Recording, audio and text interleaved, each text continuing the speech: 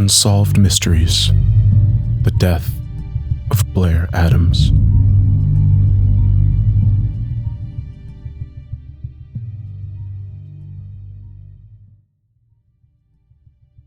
On a gray July morning in 1996, strangers found a dead man, beaten and half naked in a parking lot in Knoxville, Tennessee. Scattered around his body was German, Canadian, and US currency, totaling nearly $4,000. The contents of the man's wallet identified him as 31-year-old Blair Adams of Surrey, British Columbia. Lieutenant Jim Jones was chief detective for Knox County Sheriff's Department at the time Blair's body was discovered. Every aspect of this case is mysterious. There's no explanation for it. No one knows why Blair Adams left his home in British Columbia, or how he ended up in Knoxville, Tennessee. Before his mysterious death, Blair was a foreman with a construction company in Surrey, British Columbia. Those who knew him say he liked his work and did it well. However, in the summer of 1996, Blair's cheery demeanor began to change according to his mother, Sandra Edwards. Blair began having wild mood swings. Something was obviously very much the matter. He hadn't been sleeping well. Something was wrong. I asked him numerous times what was wrong, and he said, "I don't think I should tell you about it." And to this day, I don't know what it is. Blair's strange behavior came to a head on Friday, July 5th, 1996. He withdrew his savings and emptied his safe deposit box of more than $6,000 in cash and thousands more in jewelry, gold, and platinum. On Sunday, Blair tried to enter the United States, but as an unmarried young man carrying a large amount of cash, Blair fit the profile of a drug trafficker. He was refused entry. The next day, Blair showed up at his job, but he wasn't there to work. He asked his boss for his check and quit. Blair's erratic behavior continued. That afternoon, he spent $1,600 on a round-trip airline ticket to Frankfurt, Germany. His flight would leave the following day, but just hours after buying his ticket, Blair was again desperate to get into the United States. He showed up at his friend's house in a panic, terrified that someone was trying to kill him, but his friend was unable to take him over the border.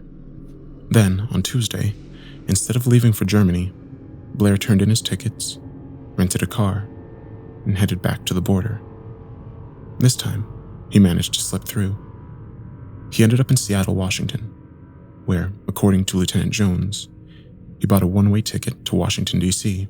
He paid about $770 for a one-way ticket when he could have purchased a round trip for approximately $350 or $400. So it would have been half the price for a round-trip ticket as he paid for a one-way ticket. It just seemed very unusual. Perry Moyers, a detective for the Knox County Sheriff's Department, was one of many perplexed investigators working on the case.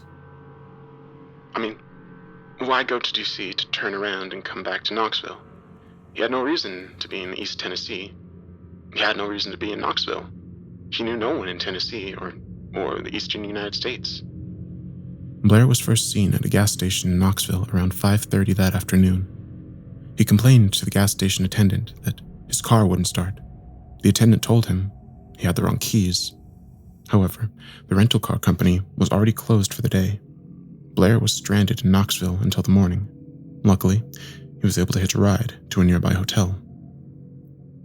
Tika Hartsfield, an employee at the hotel, remembered Blair vividly.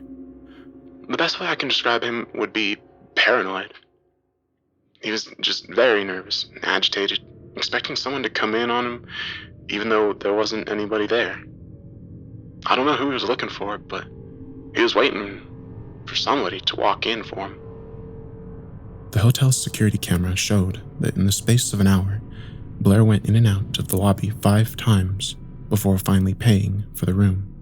After checking in, Blair pocketed the key to his room, but instead of going to his room, he marched out of the front door and never came back. It was 7:37 p.m., the last time Blair Adams was known to be alive. 12 hours later, Blair's body was found in a parking lot about a half-mile from his hotel. He was naked from the waist down. Lieutenant Jones recalled the gruesome scene. His pants were removed in a way not like someone would take their own pants off, but in a way that someone else would remove your pants from you. His socks were turned inside out, his shoes were off, and his shirt was ripped open. Scattered around Blair's body was $4,000 in American, Canadian, and German currency. A small pack held another, $2,000 worth of gold and jewelry. According to the autopsy report, Blair had sustained many cuts and abrasions. Police believed some of the wounds came from fending off an attack. Blair was ultimately killed by a violent blow that ruptured his stomach.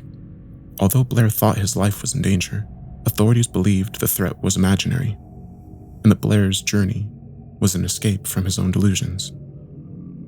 Either way, Blair Adams wound up dead, just as he had feared.